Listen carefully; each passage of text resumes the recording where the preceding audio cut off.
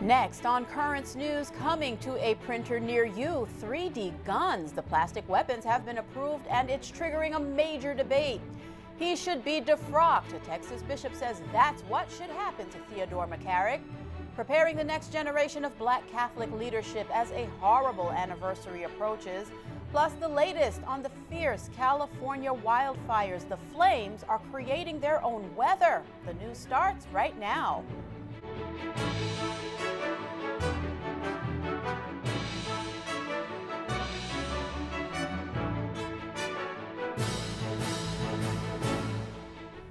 Good evening, everyone. I'm Liz Faublas. Plans to make 3D plastic guns will be legal to download starting tomorrow. President Trump and lawmakers are concerned. Steve Mannis reports on this developing story.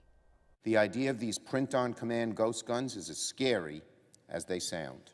3D printed guns are about to become a reality for anyone who wants to make one. On Wednesday, it will be legal for citizens to download instructions on how to make plastic handguns using a 3D printer from home. That has several lawmakers on both sides of the aisle voicing their concerns. And these guns can go through metal detectors, stadiums, airports. No metal. They're made of plastic only. I think we should take this up in Congress to look at it to see how we may be able to help and be able to protect our citizens in the right way. President Trump is also speaking out on the issue, tweeting Tuesday morning, "I'm looking into 3D plastic guns being sold to the public. Already spoke to NRA, doesn't seem to make much sense." A nonprofit group called Defense Distributed posted a video on YouTube in 2013 showing what appeared to be a 3D printed handgun.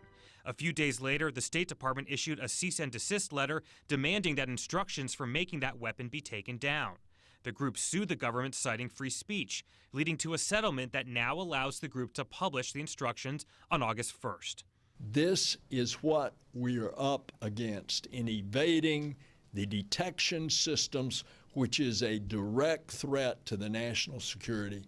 On Monday, 21 state attorneys general sent a letter to Secretary of State Mike Pompeo and Attorney General Jeff Sessions asking the government to withdraw from the settlement. In Washington, Steve Mannis, Currents News.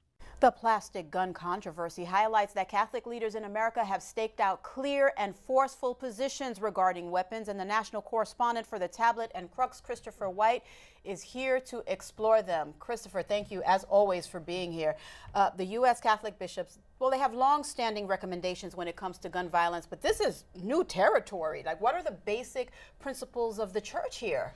Well, starting in 1994, the U.S. bishops first issued a pastoral letter on violence in which they took up the question of gun control and gun safety. And in that, they've maintained a number of positions that have been consistent in the past 20 years, saying we need mandatory background checks, a ban on assault rifles, we need laws preventing gun trafficking, and we need to try to limit handguns. Now, this is new terrain, as you mentioned, and so we haven't, of course, heard any bishops weigh in on the question of plastic guns, but you can take these principles and see where they certainly speak to some of the matters at hand. What's the likelihood that they will weigh in on this particular controversy? Because it's bound to grow. Well, I think if you think over the past year since Las Vegas and then Parkland, we've seen a number of bishops issuing individual statements, so I think perhaps we may see some of that in the months ahead. There also is this kind of undercurrent within the conference as a whole that they may need to look more seriously at guns generally in the year ahead. With that said, Christopher, given that the issue of guns has been so much a part of our national conversation, is it even surprising that the bishops haven't touched upon this up till now? Well, if you think about the number of issues that the bishops have to deal with, this is just one of many issues, unfortunately, that their voice is needed on. And of course, so much of their focus right now is singularly focused on the question of immigration, but of course there's also life issues such as abortion that all kind of take up time and energy.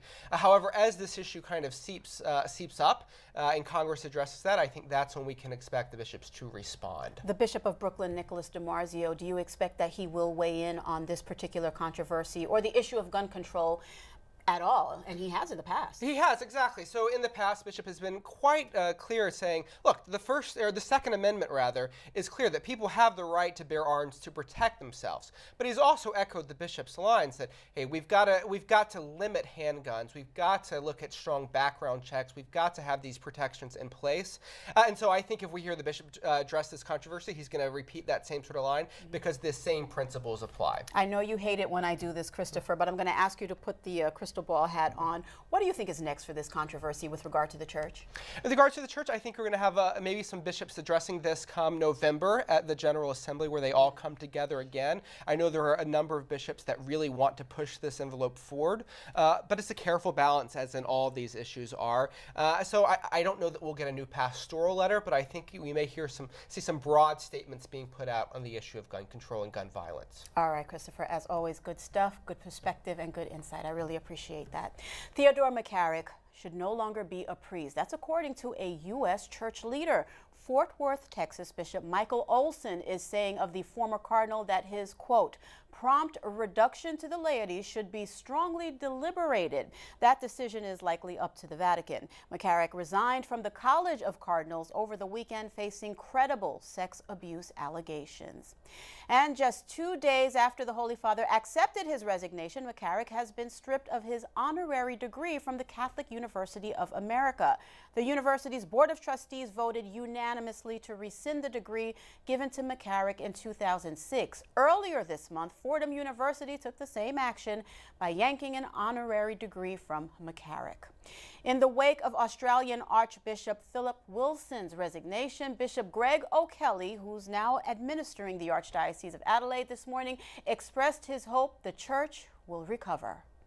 The Archbishop's announcement last night brings to a close a time of uncertainty and anxiety in the Archdiocese and beyond. People have been hurting. There's been anger, there's been disillusion, but there's also been, I suppose, largely anxiety amongst people at the hurt in the church they love so much. Now he's made this decision, and we have to sort of listen and try to rebuild, restore trust, restore confidence in people. Archbishop Wilson is the highest-ranking church official ever convicted for not reporting sex abuse crimes. The first anniversary of violence in Charlottesville that stunned America is approaching. At a conference to develop a new generation of young Black Catholic leaders this weekend, that unrest was a major topic. Currents News' Katie Angesser reports. The scenes that shocked the nation. White nationalists protesting in Charlottesville, Virginia, nearly 1 year ago. The violence between them and counter-protesters reaching horrific levels. Why things like this happen, they can be stopped. Hail Mary, full of grace. Saturday, dozens of young Catholics prayed the rosary inside the Seminary of the Immaculate Conception in Huntington, Long Island. Their litany to Mary offered to end that growing evil, racism. People would try to test our knowledge in the Catholic Church, also because that we're just Black and also that we're just teenagers, and they don't think that we know enough of the church. The teens spent their weekend at a retreat called Kuchinga, a Swahili word that means to build, sponsored by the Brooklyn Diocese Vicariate of Black Catholic Concerns. Amen? The goal was to develop the leadership skills of the attendees. I just want to tell you what happens in life. Speakers from around the nation talked to the teens about real fears they face. Like young teenagers pregnant, gun violence. The young people were told and shown that through their faith they can overcome evil. They were reminded that as leaders, it is they who must cultivate the change they want to see. It's from that relationship with the Lord that they're able to go back to their communities and that they're able to really radiate the love and mercy of Christ. The event was also about empowerment, to be proud of who they are and what they believe. It's so fun to actually have Black Catholics unite for one cause. With the unity fostered at Kuchinga, the future Catholic leaders understood what they need to do. Try to teach children from young what God is and try to show them that there's positivity in the world. Praying more, helping people pray. Spreading positivity, no matter if it's a smile or saying how are you doing, anything like that. With the strong sentiment of positive faith, the Kuchinga seemed to be a great success. In Huntington, Katie Anguser, Currents News. An Egyptian Coptic bishop was found dead inside his monastery, an apparent murder victim.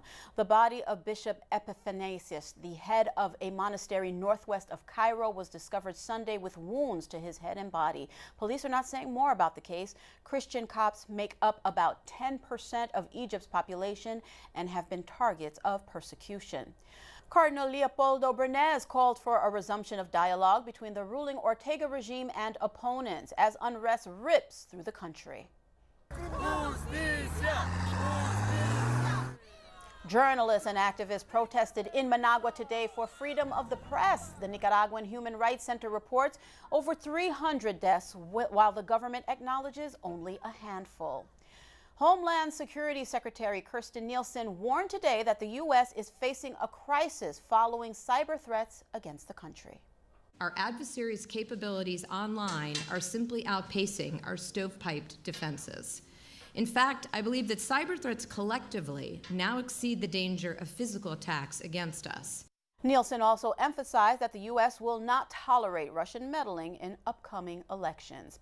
There's a lot more news headed your way. The latest on the deadly wildfires in California. The spread of the blazes dwarf the size of Manhattan.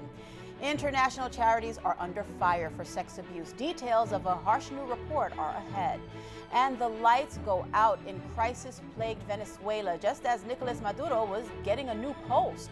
And do you have a story idea, something happening in your parish we should know about? We want to hear from you.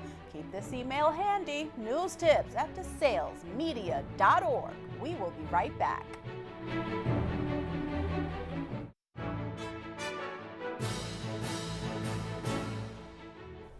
The deadly wildfires continue to scorch through California. Fire crews are now worried the weather could fan the flames further in the coming days. Scott McLean has that report.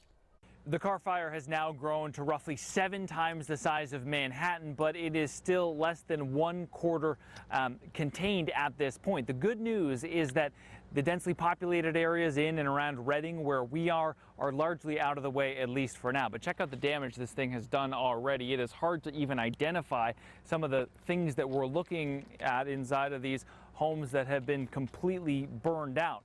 This is just one, but there are more than 800 homes just like it, completely destroyed. And even now, there are more than 4,000 structures that remain under threat. This fire is scary to us. This is something we haven't seen before in the city. The monstrous Carr fire continues to leave a path of destruction in California's Shasta County. It's one of more than a dozen fires burning across the state right now, but this one is so large and the temperatures are so hot that it's creating its own weather system and can be seen from space. It looked like an atomic bomb went off. After the fact, we got a few pictures from friends, but it was a firestorm when we left. While crews are gaining ground, they say they're dealing with the perfect recipe for the flames to spread erratically. Low humidity, high temperatures, and high winds. Those gale force winds are whipping up what crews describe as fire tornadoes that are destroying everything in their path. I saw to the right of me that vortex and that fire moving, and I told my daughter, I said, get home now, let's leave. That one scares me. Some of our guys lost their homes as well. Probably half of our department was displaced. And while crews battle the flames on the fire lines, local authorities are dealing with reports of looting in those abandoned areas. At least 3,000 firefighters are fighting to control the blaze as the community shows its gratitude. And there is a reason why there are just so many firefighters working to put out this blaze. When it came through this neighborhood, it was burning hot, extremely fast, and it was also pretty unpredictable as well. Case in point, some houses in this neighborhood were left nearly completely untouched. Reporting in Redding, California, I'm Scott McLean. Nicolas Maduro was left in the dark today. Just as he was being named president of the United Socialist Party, the power went out. Observers are describing the moment as quite telling of the ongoing crisis in Venezuela. Maduro says he will hold those accountable for, quote, sabotaging the electricity. Oxfam is well known for its work in the fight against global poverty. Well, earlier this year, the charity's reputation took a serious hit. Some of its workers were accused of sexual wrongdoing in Haiti after the 2010 earthquake. Now, the British Parliament has released a troubling investigation of Oxfam and other international aid organizations. Erin McLaughlin reports from London. Out of one of the greatest natural disasters, one of the worst scandals in the history of global philanthropy. The revelation that Oxfam's country director in Haiti hosted sex parties with prostitutes while the country reeled from a devastating earthquake triggered headlines around the world. About sexual abuse allegations. A growing scandal. The charity denies covering up accusations. And further revelations of sexual exploitation and abuse across the global charity sector. 6 months on, a new damning report by the British Parliament warning the scandal is far from over. What our report sets out is a collective failure over a period of at least 16 years by the aid sector to address sexual exploitation. Stephen Twigg chaired the parliamentary committee, which found sexual exploitation in the aid sector to be a, quote, open secret, noting outrage is appropriate, but surprise is not, and that the aid sector has been aware of sexual exploitation and abuse by its own personnel for years, and that the reactive, patchy, and sluggish response of the sector has created an impression of complacency verging on complicity. One of the most disturbing pieces of evidence we took was the suggestion that because very often humanitarian crises are chaotic situations with little regulation, predators will be attracted to working in the aid sector. The report calls out British charities, including Oxfam and Save the Children. Oxfam acknowledges the report makes for, quote, painful reading, in a statement saying, we know we failed to protect vulnerable women in Haiti, and we accept we should have reported more clearly at the time. For that, we are truly sorry. We've made improvements since 2011, but recognize we have further to go. A wake-up call that the problem is global. For example, it cites a 2018 report looking at abuse in Syria, which found that, quote, sexual exploitation by humanitarian workers at distributions was commonly cited by participants as a risk faced by women and girls trying to access aid. If this is going to change, it's not going to change in weeks or months or even years. It's going to take decades to really establish a system that works in every part of the world. Erin McLaughlin, London. Still to come on Currents News, legendary star Alan Alda reveals news about his health, and the Pope meets with an incredible crowd of altar servers at the Vatican. We'll be right back.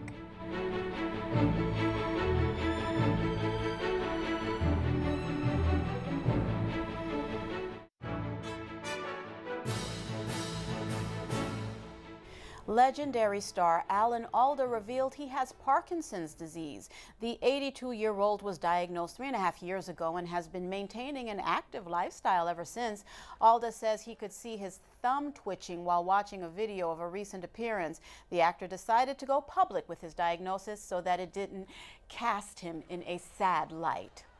And is your sweet tooth getting in the way of your weight loss? Yes. Experts are saying you don't have to cut out sugar completely, though, to be in good health. Mary Maloney has that sweet report. Sugar-free diets are a big trend this year, but just quitting sugar is unlikely to improve your health. Cutting down on ultra-processed foods, eating more vegetables, and exercising will. The sugar-free diet is restrictive. Such foods as whole grains, blueberries, and grapefruits are allowed, while white bread, bananas, and raisins are not. Remember that health is not simply about a person's size, weight, or the foods we try to avoid. Fruit is your friend and a healthy alternative to sweets. The best thing you can do to cut added sugars in your diet is always choose unsweetened and sweeten with your whole unsweetened fruits. You don't need to entirely eliminate any categories, but your food should be mostly whole plant-based food. Mary Maloney, Currents News. Saint Ignatius of Loyola founded the Society of Jesus, the Jesuits, and became the order's first superior general. Today is his feast day. Ignatius is remembered for his famous spiritual exercises. It's a simple set of meditations, prayers, and other mental exercises. Chris Lowney writes in his book, The Ignatian Way, that the saints' experiences are important today, and he adds that anyone can follow his path to conversion, healing, and freedom. Chris joins me now. Lord knows so many of us we need that, Chris. So thank you so much for joining us. For context, please explain, what is Ignatian spirituality? Well, Ignatian spirituality is named for the person, Ignatius of Loyola, who is a Spanish saint of the 16th century, founder of the Jesuits that many folks would know from universities like Georgetown and Fordham. And you know, I would consider some of the hallmarks, some of the highlights of Ignatian spirituality, that it's very relevant for people who are trying to find purpose, meaning, recollection in the course of very busy, active lives. So I find it very relevant spirituality for the chaos that is 21st century life. Your book is essentially a blueprint that pilgrims can use to plan and have their own spiritually transforming experience. What steps lead to that objective?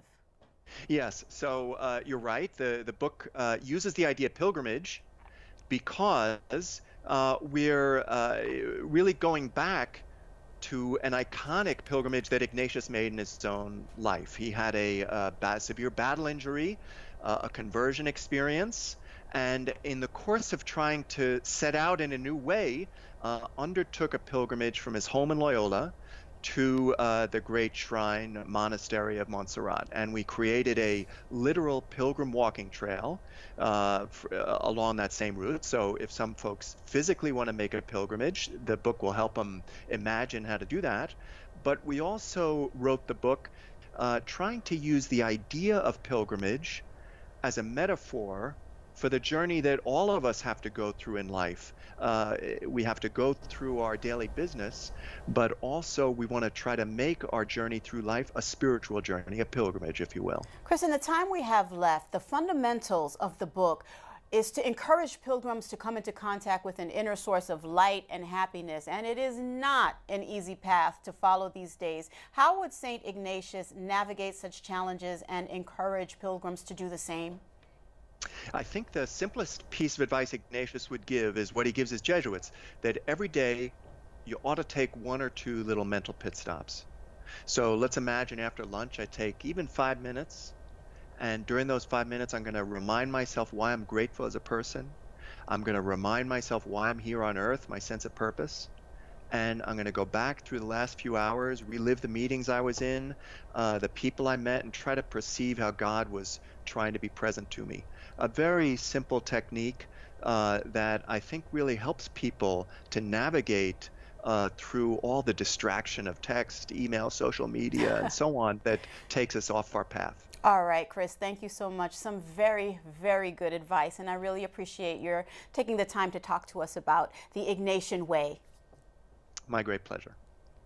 The always bustling St. Peter's Square was filled with thousands of young people this morning. Pope Francis welcomed 70,000 altar servers for the 12th annual International Pilgrimage of Altar Boys and Girls. The young people adorned the square with their colorful banners asking Pope Francis questions. The boys and girls are visiting from 19 different nations. And that is Currents News. Thank you so much for joining us. I'm Liz Faublas. Set your DVR to record this program so that you never miss it, because we are putting your faith in the news. Hope to see you again next time.